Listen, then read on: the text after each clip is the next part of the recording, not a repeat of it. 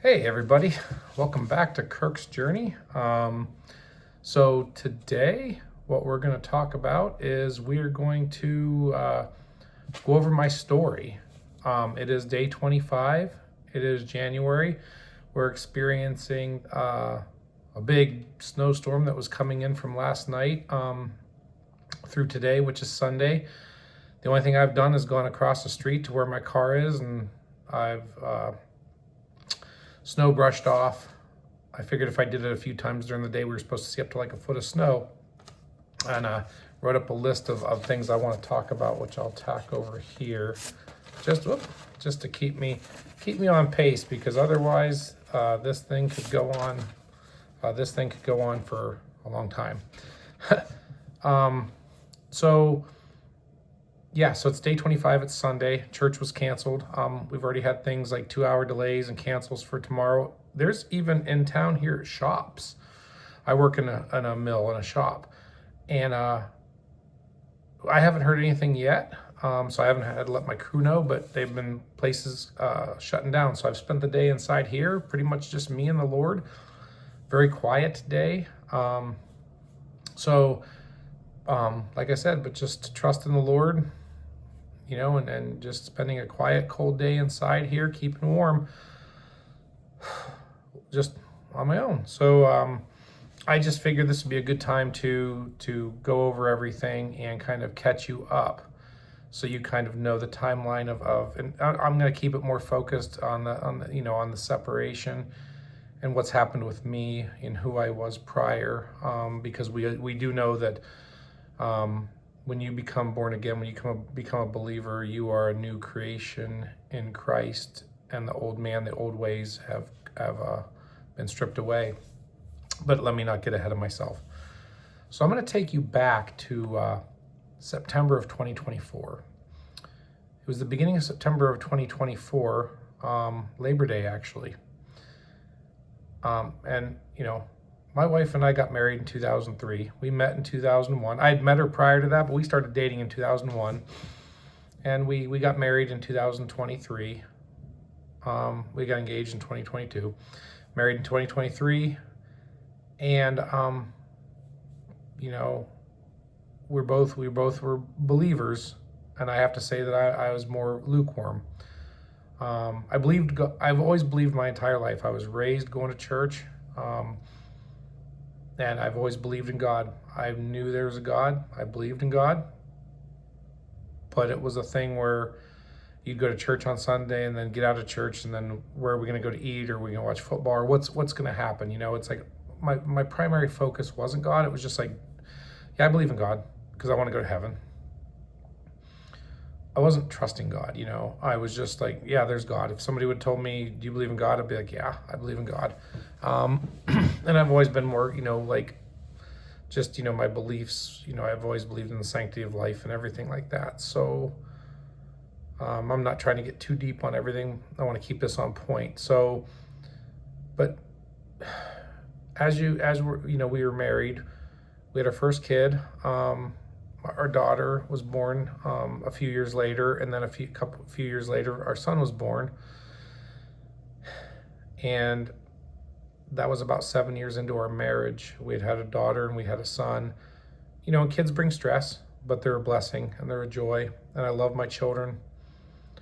But I was always involved with stuff. I was working a job, and I've had a steady job for 25 years.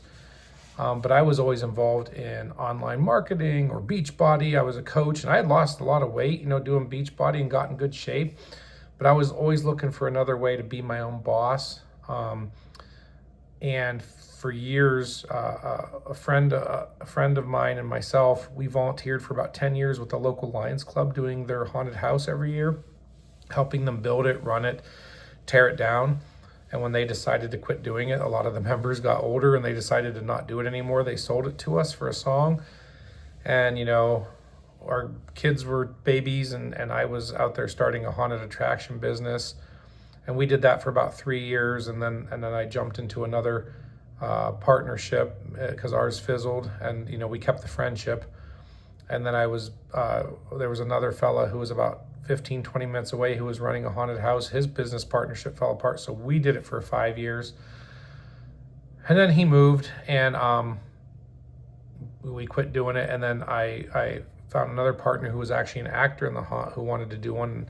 And I actually went to school with his wife, graduated with her, and he's lived here for 25 years or whatever, and with her and stuff. So we opened up a haunted house for a couple of years, and then that fizzled out, and then we decided to open an escape room, and I run an escape room business. I've been running that for 8 years now. So I've always had that going on. So there was always that, which took me away from a lot of things.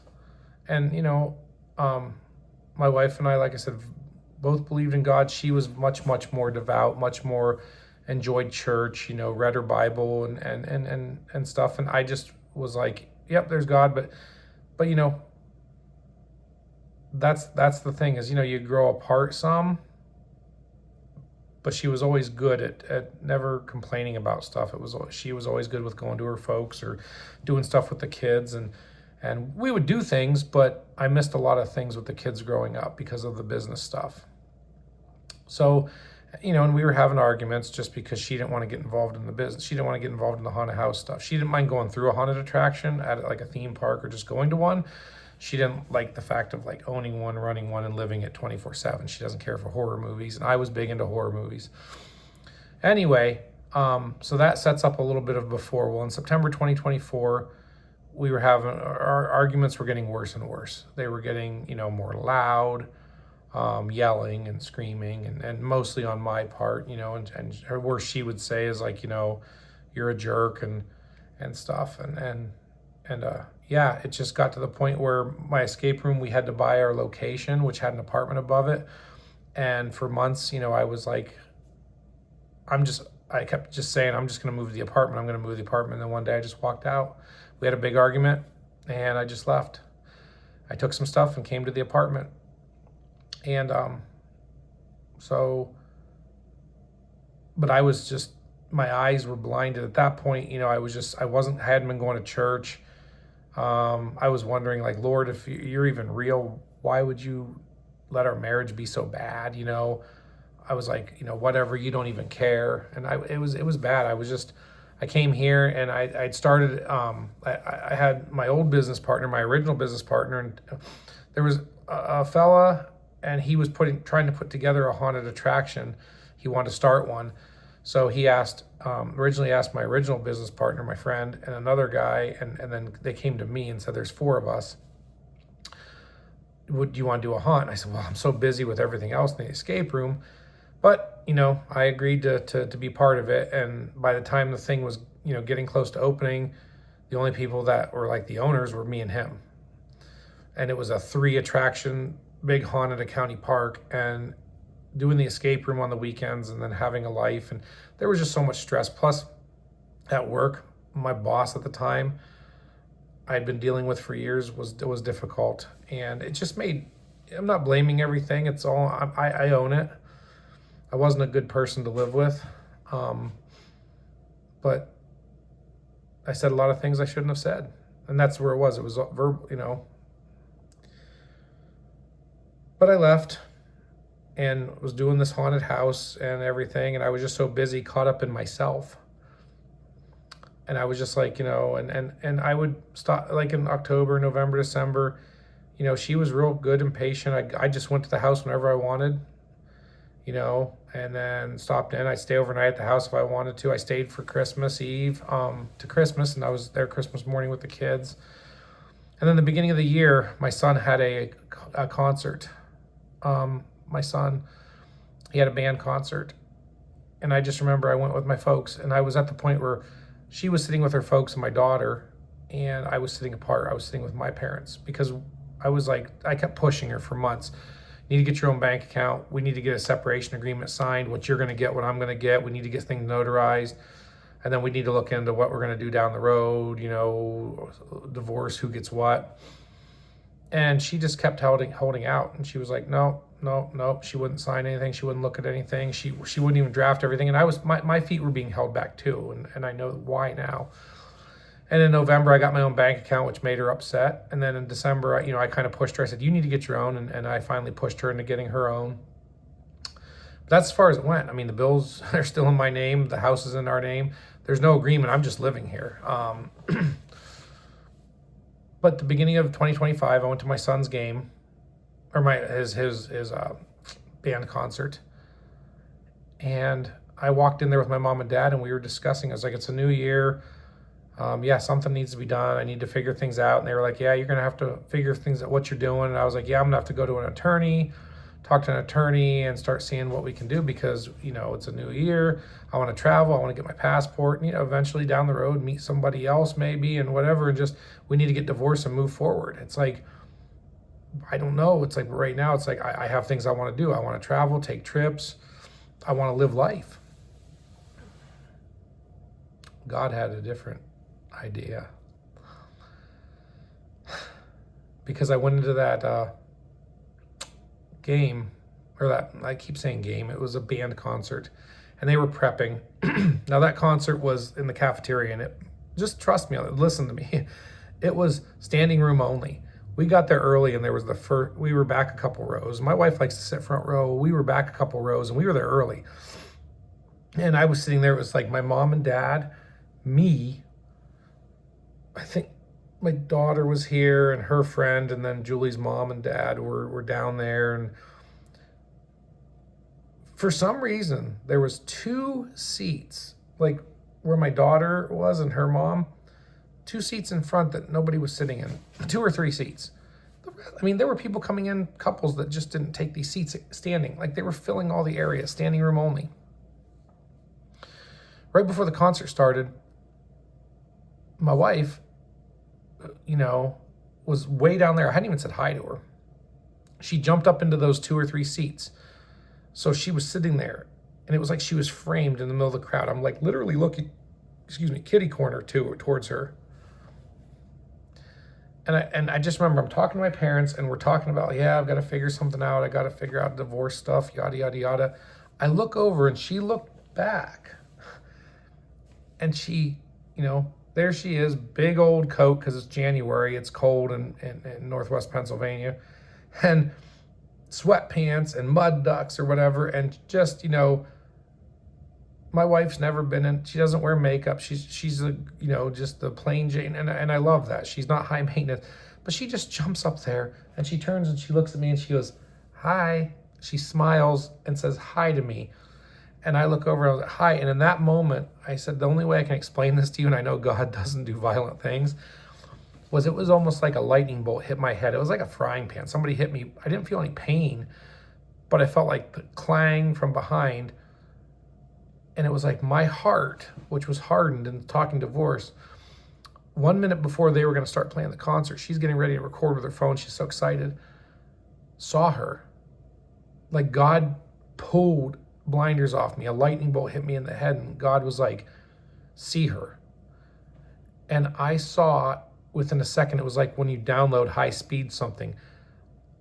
I saw all the good in her, what a good mom she is, her values, her wholesomeness, her kindness, her wonderful skills at baking and nurturing and taking care of stuff. And I saw her. How beautiful she was. And it wasn't out. I mean, I thought she was beautiful outside with her uncombed hair and her big coat and her sweatpants. But I saw her inside, like beauty, her who she was. I saw her beauty, and I just had love for her. How a second before I was saying, yeah, we need to get divorced, we need to figure this out, and then boom, I had immense love for her. God changed my heart instantly, and I just sat there staring at the back of her head, watching her. I don't even think I really watched the concert for a half hour, 45 minutes. And I remember the whole time thinking, oh my goodness, my business partner, my friends, my mom and dad, they're all going to be shocked because I love my wife. And after the concert, I beelined out of there, which you can confirm if you ever run into my folks. They were like, I talked about it just recently with them, and they were like, yeah, after that concert, it was weird. You shot out. You didn't walk out with us. You just took off to your car. As soon as the concert was over, I was like, I got to go. And as soon as I was walking out, God had a verse in my head. Now, mind you, I hadn't read the Bible. I didn't even know where my Bible was, but it kept saying, what I bring together, let no man separate. What I bring together, let no man separate. Over and over, not loud, but just over and over in my head. And it was going over and over.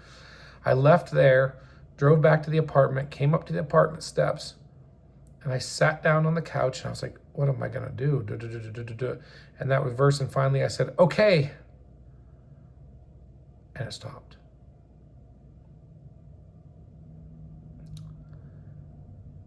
And now, mind you, I had been, after church, she had been running the kids in town and dropping them off with me, and I would take them to lunch for an hour or two, then go up to the house and hang out a little bit and leave.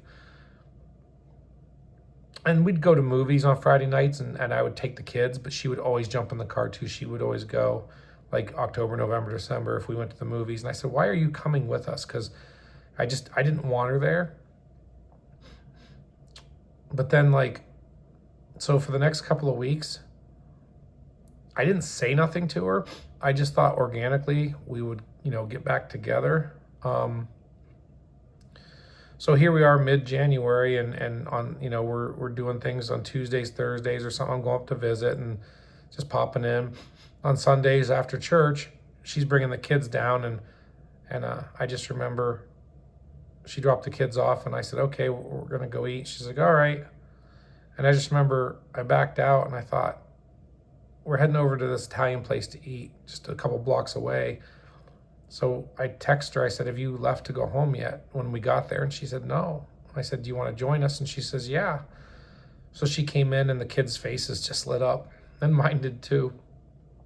So we had lunch as a family.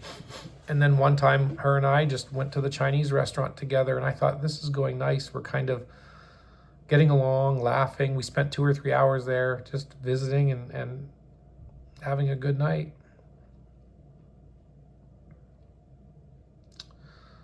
And I thought, this will grow into stuff, and then I'll probably move home. Because up till that point, she had said, I didn't kick you out. You're the one that left. You can come home whenever you want. And the story goes more. This is going to be a longer video. Just bear with me. So these weeks, that's how things were going. Now, the Super Bowl was February 9th or something like that. It was a Sunday.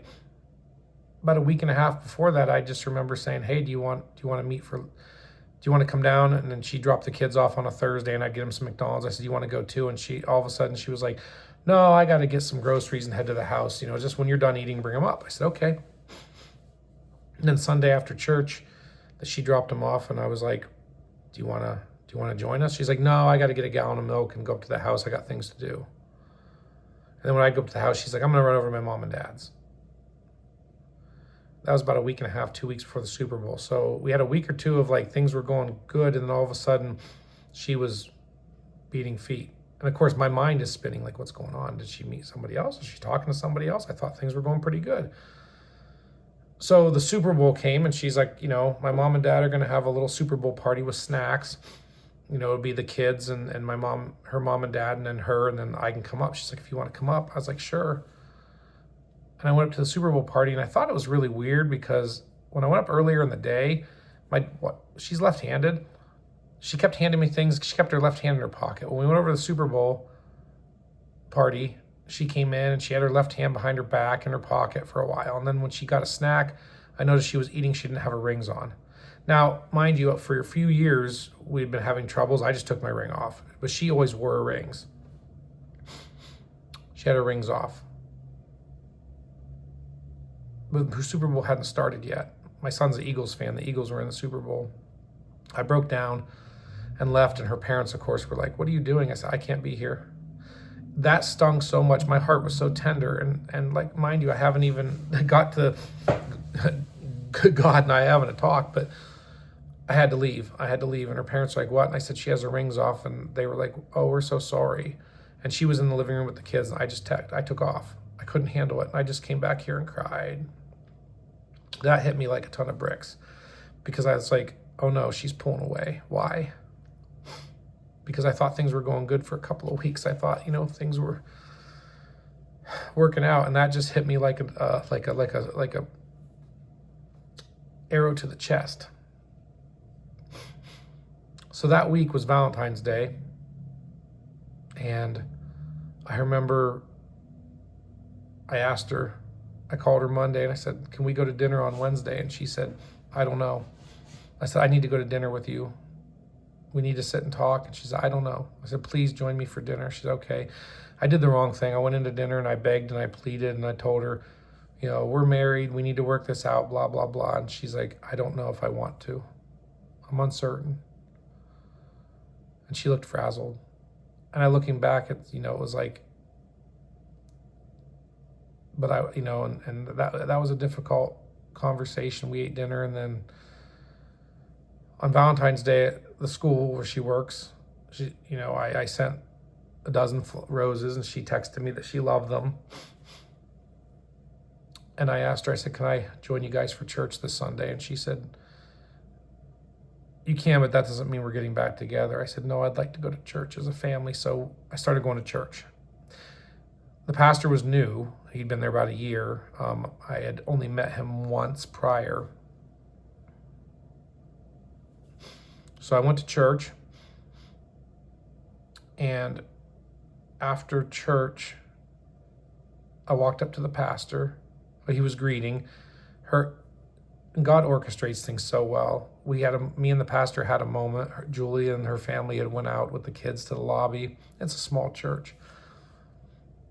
But the pastor, was like, hey, how you doing? It's nice to see you here. And I had a Disney shirt on, and it said Wilderness Lodge, and he opens up my flannel, and he goes, or coat or whatever, and he says, Disney's Wilderness Lodge. He goes, are you guys going to Disney this year?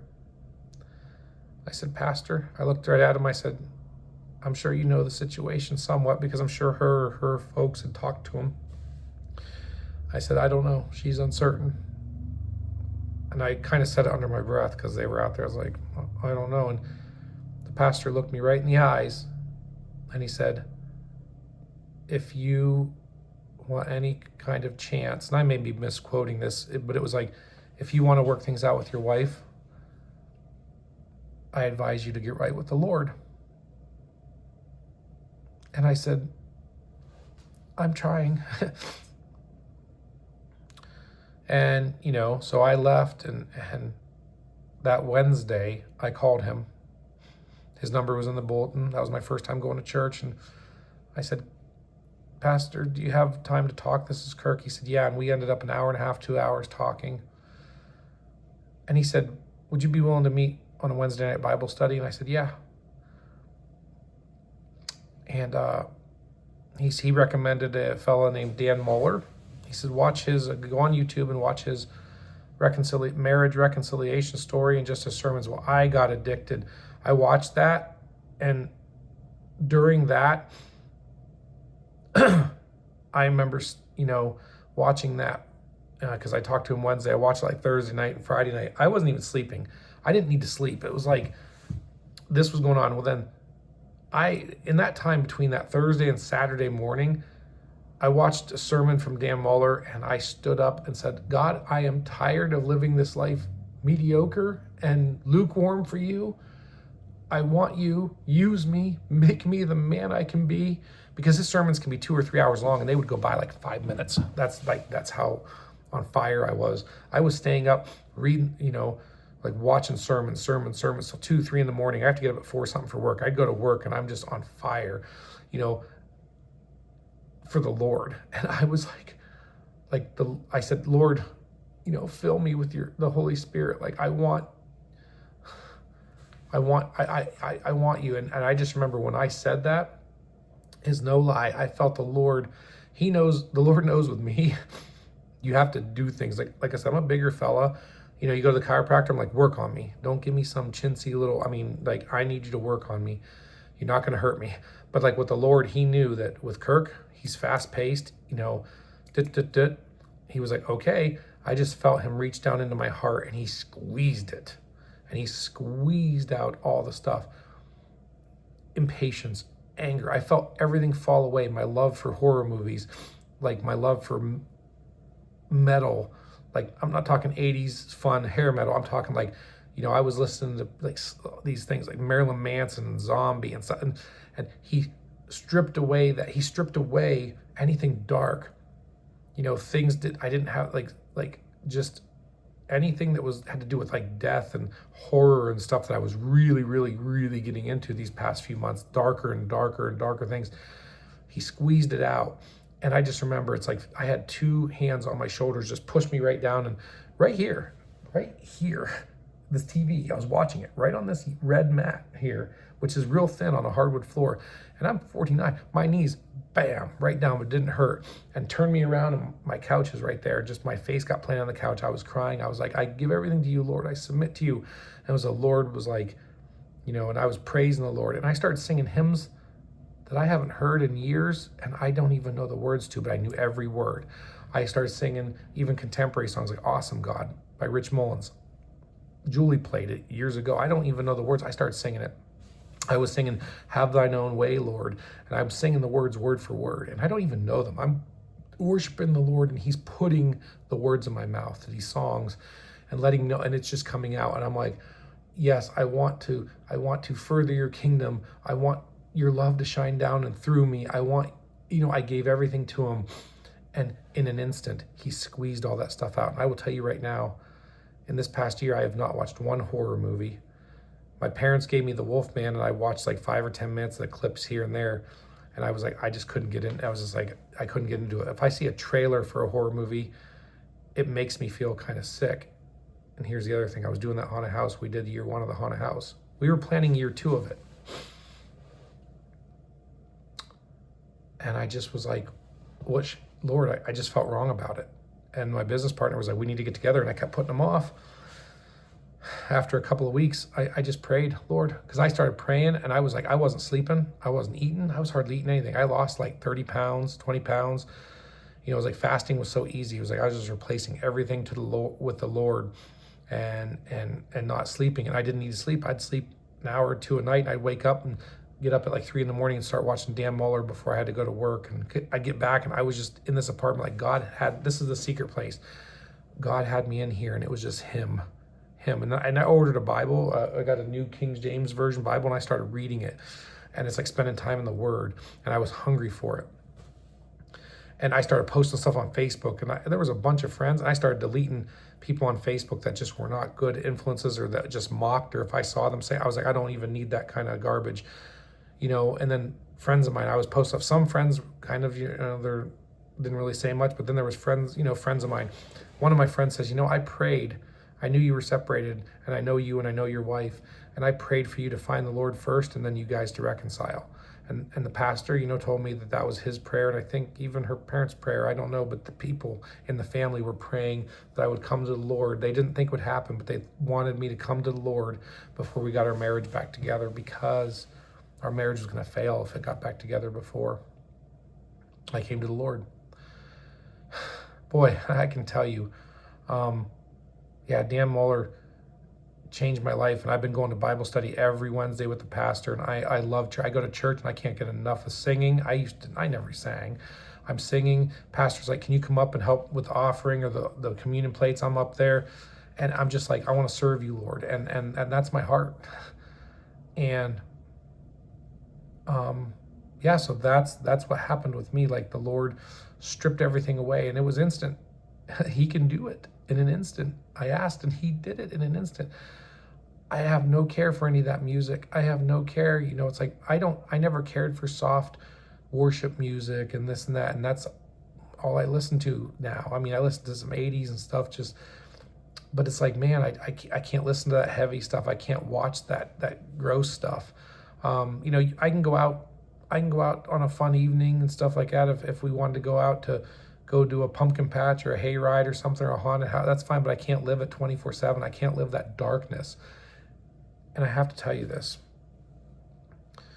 After a few weeks, I went with the haunted house. I laid there in bed and on a Friday or Saturday night. I can't remember what it was, but it was about 9 or 10 o'clock at night, or maybe it was later than that because it was Friday, Saturday. Maybe it was like midnight. I said, Lord, what do you want me to do about the haunted house? Because I have to have this talk with my partner. And before I even finished saying that, laying there and low in my bed, I heard in my head, you know what my word says. You know what I want you to do. I went to bed that night, and I've watched so much stuff. I don't get scared of that stuff. I'm not scared of the dark. I had this 10-second dream that had these, I mean, if there's kids in the room or you're sensitive to something scary, don't listen to the next 10 or 15 seconds. But it was just like, picture a TV screen and you're watching something like Walking Dead or zombies. Basically, these evil-faced creatures with sharp teeth were gnawing on flesh, and it was a very gory dream. But it was only like 5 to 10 seconds, and it was this vision of like these 3 of them, and they were nah.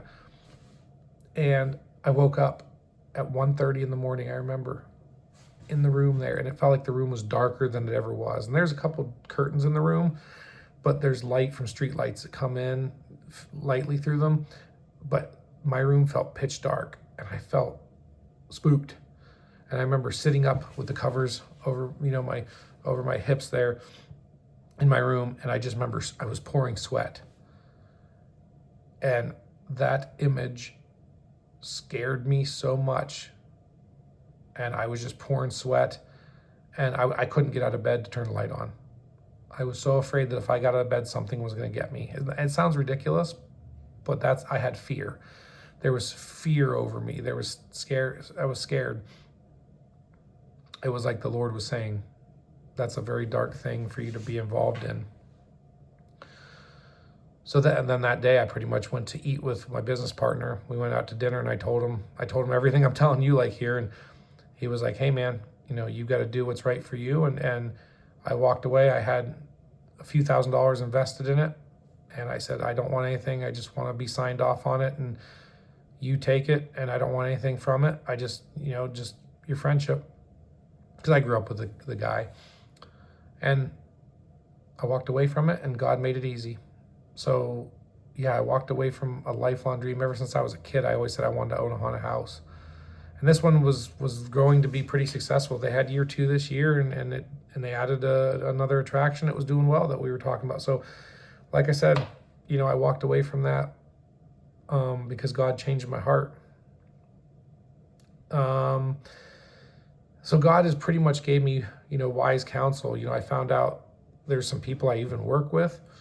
One's actually an ordained pastor himself. So it's like I have the pastor, and I have him, the guy at work, and other people, it's like, and then there's people that have come out of the woodwork, and just my circle has changed with people that I know I can go to in my talks, and my just talking about the Lord, and just delving into questions about the Bible and stuff rather than the other things. My whole dynamic, my persona has changed. I don't struggle with impatience. I don't struggle with anger. I have not got angry or raised my voice since this has happened. My blood pressure feels down. I'm calm. I trust the Lord. And that's another thing. The pastor said there's an anchor verse, and I've talked about it on my videos, Proverbs 3:5-6. It is a lifesaver.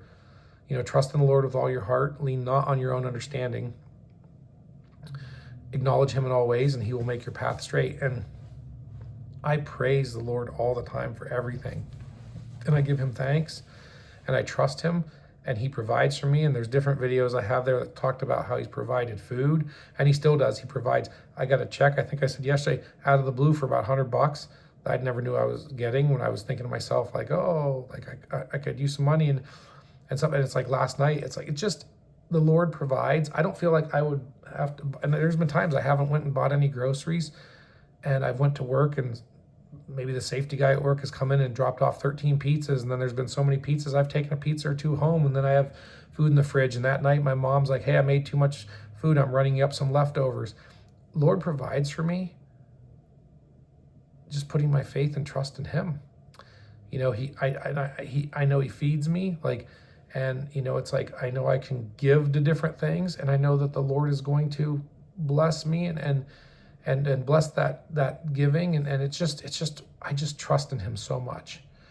I feel that the Lord will provide for me, and I'm not worried about this, that, or the other thing. And he provided for me a vehicle that I absolutely love, but never saw that coming. It's just amazing, just having a relationship with God and getting deeper and deeper in that relationship and talking to him all the time. He's such an anchor in my life.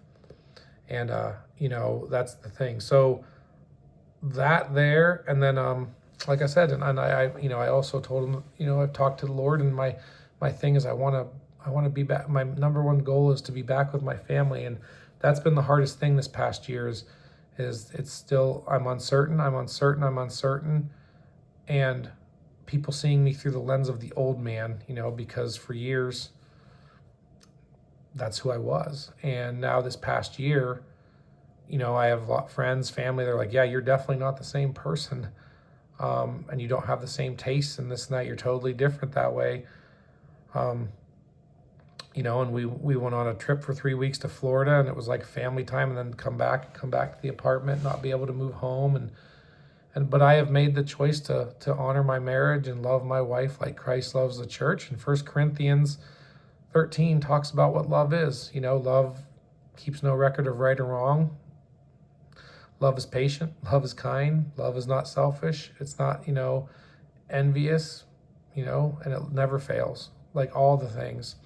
And I just want my life to produce the fruits of the Spirit. I want to plant seeds, and I want to bear fruit. And I want the Lord at that day when I go home to meet him, say, well done, good and faithful servant. The Holy Spirit guides me like a GPS. And, I'm an emotional person. I love my family so much. And it's hard this past year going through this where it's like, still to this point, it's uncertain. I know that if it was my old self, I would never have made it this far. I would have blown up and it would have been over. But I know that the Lord gives me strength. He upholds me with his righteous right hand. His word is truth. And he gives me the strength to keep going. He brings his love through me. And I just know that the Lord brought me to it. He's going to bring me through it. I know that he changed my heart, that he can change hers. And I know he will. I have faith in him. He will. And I want to post that video someday here that'll encourage somebody someday and be like, look what Kirk went through for, right now it's been 16, 17 months. And I sit there and think I missed my daughter's senior year of 2024 or 2025, living at home. And I'm missing my son's 9th grade year, but I'm not missing any of his events. I made a pact, and I have not missed anything the kids have done, work or any other commitment. That won't happen. I've already told my business partner, that comes first. He's been really good about it, so I appreciate that. But if family's first to me, family's first, and that's how I want it to be for everybody. So that's my story up to here. So I know it went on a little long. I knew it would, and I hope you stuck with me for it. But yeah, like I said, it's a quiet day. There's a big blizzard snowstorm going on outside, and right now it's about 6:15, so I got a couple hours till I got to head to bed, and a lot of shops and things are closing around town. I'm just waiting for that text to come in from my boss saying that we're going to close the shop tomorrow. Fingers crossed. But no, I mean, like overall, that's that. But like I said, trust in the Lord. He never said it would be easy. It's not a cakewalk, but it's worth it.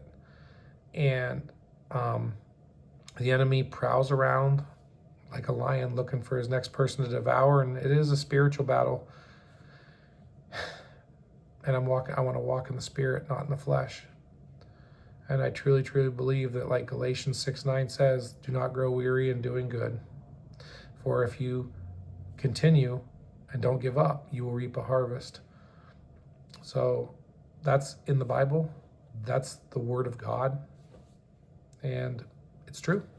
So he is not a man that should lie.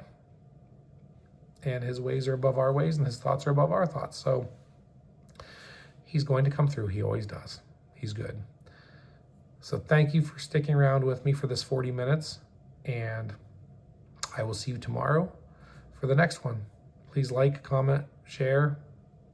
Let me know what you're going through. God bless.